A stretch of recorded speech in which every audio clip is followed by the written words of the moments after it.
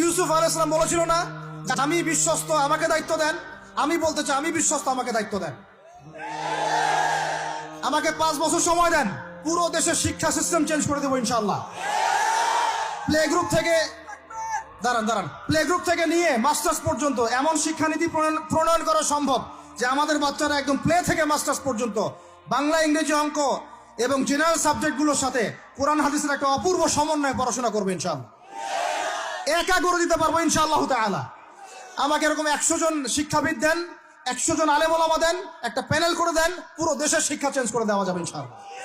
যাদেরকে রেখেছেন এদের মাথায় গোবর আছে, যাদেরকে রেখেছেন এদের মাথায় টাটকা গোবর আছে। বইপত্রগুলোর অবস্থা দেখেছেন? বইপত্রগুলো ঘাটাঘাটি করেছেন? সমকামিতা প্রমোট করছে আমাদের দেশের মধ্যে, ট্রান্সজেন্ডার প্রমোট করছে আমাদের দেশের মধ্যে, আমাদের বাচ্চা কাচ্চা, কচি কাঁচা বাচ্চাদেরকে শারীরিক শিক্ষার নামে যৌন শিক্ষা দিচ্ছে। এগুলো আমাদের মুসলমানদের শিক্ষা? এটা চলতে থাকলে দেখবেন অচিরেই কোনো মানুষ বাচ্চাদেরকে স্কুলে পাঠাবে না, এটা অরুচি ধরে যাবে। তখন কি হবে? কোটি কোটি স্কুল, কলেজ, বিশ্ববিদ্যালয়ে খা খা করে পড়ে থাকবে, কেউ পাঠাবে না ওখানে। তখন মাদ্রাসা থেকে মানুষ ঢুকবে আরো বেশি। আমি তো চাই, আমি তো দাবি জানাই, উপরের লেভেল থেকে এমন একটা শিক্ষা ব্যবস্থা প্রণয়ন করা হোক যাতে আমার মাদ্রাসা গড়ার প্রয়োজনই না হয়। ওই সিস্টেম রাষ্ট্রীয়ভাবেই পড়ানো হবে ইনশাআল্লাহ। আপনি মালয়েশিয়ার দিকে তাকিয়ে দেখেন, আপনি এই যে ওয়েস্টার্ন কান্ট্রির মধ্যে অনেক কান্ট্রি আছে, অস্ট্রেলিয়ার মতো জায়গাতে আছে, ব্রিটেনের মতো জায়গাতে আছে, কোন কোন ক্ষেত্রে আপনি লেবাননকে দেখেন, ইয়েমেনকে দেখেন, জর্ডানকে দেখেন, কাতারকে দেখেন, সৌদি আরবিয়াকে দেখেন, অনেক কান্ট্রি আছে। ভালো কাজের তো প্রশংসা করতে দোষ নাই, দোষ আছে? এমনকি অনেক পশ্চিমা কান্ট্রিতেও একদম উপর লেভেল থেকে ইসলামিক সিলেবাস প্রণয়ন করা হয়েছে। তার মানে এমন না যে তারা সায়েন্সকে গুরুত্ব দেয় নাই, ম্যাথকে গুরুত্ব দেয় নাই, ফিজিক্স পড়ায় নাই, অ্যাস্ট্রোফিজিক্স পড়ায় নাই, ইকোনমিক্স পড়ায় নাই, বিষয়টা এমন না। তারা ফিলোসফি পর্যন্ত পড়িয়েছে। ঘাটাঘাটি করেন, অনলাইনে সব মজুদ আছে। এমন শিক্ষানীতি প্রণয়ন করা সম্ভব একদম প্লে থেকে নিয়ে মাস্টার্স পর্যন্ত। আমার ছেলে ইমামতিও করবে, এদিকে বিমানও উড়াবে ইনশাআল্লাহ। আমার মেয়ে ডাক্তারও হবে, এদিকে দেখবেন হাফেজাও হবে ইনশাআল্লাহ। একজন মুফতি সাহেব, তিনি ফতোয়াও দিবেন, একই সাথে বিশ্ব অর্থনীতি সম্পর্কেও জানবেন ইনশাআল্লাহ। একজন আর্মি অফিসার, তিনি যেমন সামরিক ক্ষেত্রে লিডার হবেন, তেমনি দেখবেন ফিকহের কিতাব মোতালা করে ফতোয়া দিতে পারছে ইনশাআল্লাহ।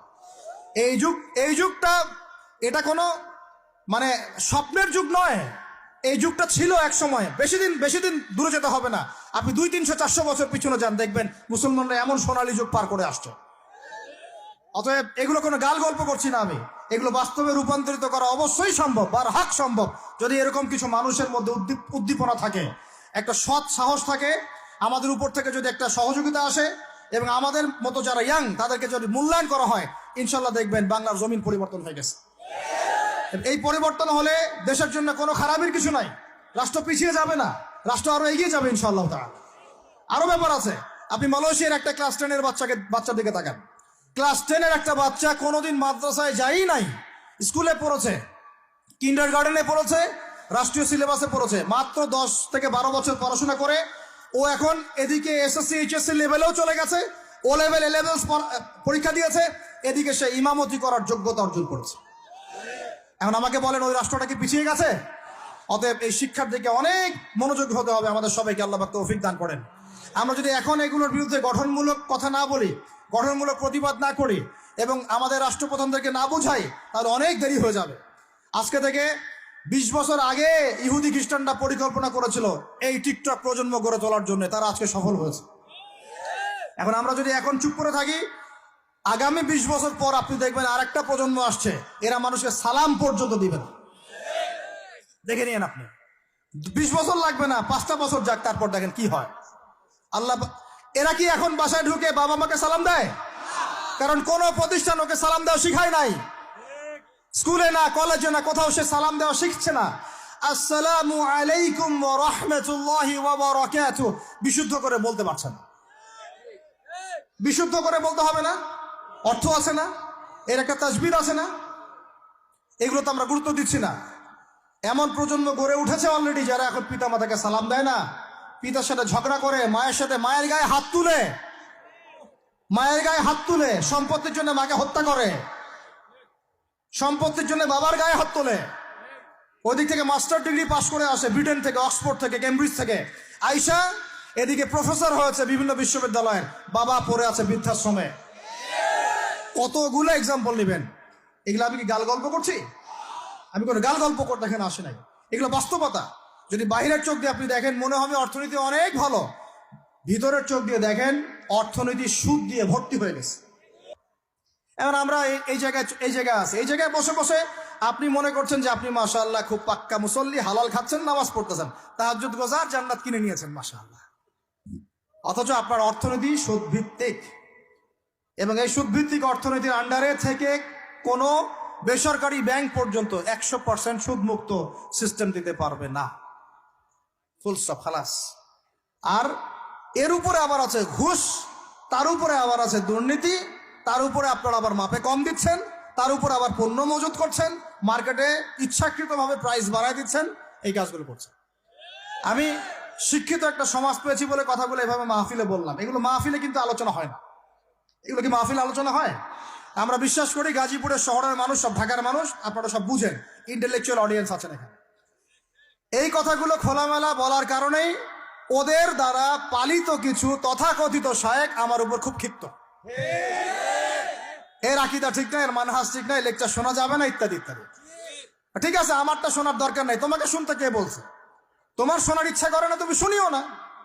যাদের শোনার ইচ্ছা তারা শুনবে ইনশাল্লাহ। আর তোমার মতো কিছু মুনাফিক না শুনলে আমার কিছু যায়ও আসে না ইনশাল্লাহ। মুমিনরা যারা, তারা শুনবে, বুঝবে, ইনশাল্লাহ ওরাই প্রজন্ম করবে ইনশাল্লাহ। আর আমাদের ভুল হতে পারে, ভুল হলে সেটা ওলামায়ে কেরাম সংশোধন করবেন। ওলামায়ে কেরাম যদি আমাদেরকে বলেন এটা ভুল হয়েছে, অবশ্যই মাথা পেতে নেব ইনশাল্লাহ। আমরা আলেম ওলামার বাইরে নই, ওলামায়ে মুহাক্কিকের বাইরে নই। তাহলে আপনাকে কি আমি ভিতরে চোখ দিয়ে পুরো বিশ্বের রাজনীতি বোঝাতে পেরেছি? পুরো বিশ্বের অর্থনীতি বোঝাতে পেরেছি? পুরো বিশ্বের শিক্ষাটাও বুঝেন এবার? আপনার কাছে মনে হচ্ছে পুরো বিশ্বের শিক্ষা খুব উন্নত, বাহ্যিকভাবে বস্তুবাদী ক্ষেত্রে উন্নত, মঙ্গলে যাচ্ছি, চাঁদে যাচ্ছি, স্যাটেলাইট পাঠাচ্ছি ইত্যাদি, তো এগুলো বস্তুবাদী উন্নতি। আদতে কি হচ্ছে দেখেন, নীতি নাই, শিক্ষা অর্জন করার পর নৈতিকতা নাই, চরিত্র নাই, সালাম কালাম নাই, ধর্মভীরুতা নাই, আমানতদারিতা নাই। একজন ডক্টর, সে মাশাআল্লাহ ডক্টর হয়েছে, হওয়ার পরে এখন সে দেখছি কসাই হয়ে গেল। তাহলে কোন শিক্ষাটার ঘাটতি হলো? নীতির, নৈতিকতার, ইসলামের ওই বুঝটা নাই, পরকালীন কনসেপ্ট নাই। একজন ইঞ্জিনিয়ার মাশাআল্লাহ, আপনি theta, sine theta, cos theta সব তো বুঝেন মাশাআল্লাহ। আপনি একজন আর্কিমিডিস থেকে শুরু করে পিথাগোরাস সব পড়ে ফেললেন, কিন্তু ইঞ্জিনিয়ার হয়েও তো আপনি চোর হলেন।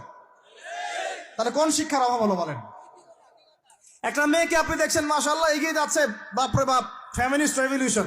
আদতে ওর গায়ে এখন একটা গেঞ্জি, ওর গায়ে পায়ে একটা জিন্সের প্যান্ট, বাহিরের চলাফেরা দেখে তার অঙ্গ প্রত্যঙ্গ সব স্পষ্ট দেখা যাচ্ছে, সে স্পষ্ট বেপরদায় চলছে।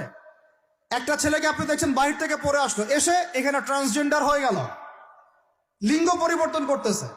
ছেলে পেলেকে দেখছেন এখানে ডিগ্রি অর্জন করেছে, কিন্তু মাদক ছাড়তে পারছে না, মেয়েদের সাথে জেনা ছাড়তে পারছে না, সমকামিতা ছাড়তে পারছে না। শিক্ষার সংজ্ঞাটাই বা আসলে কি তাহলে?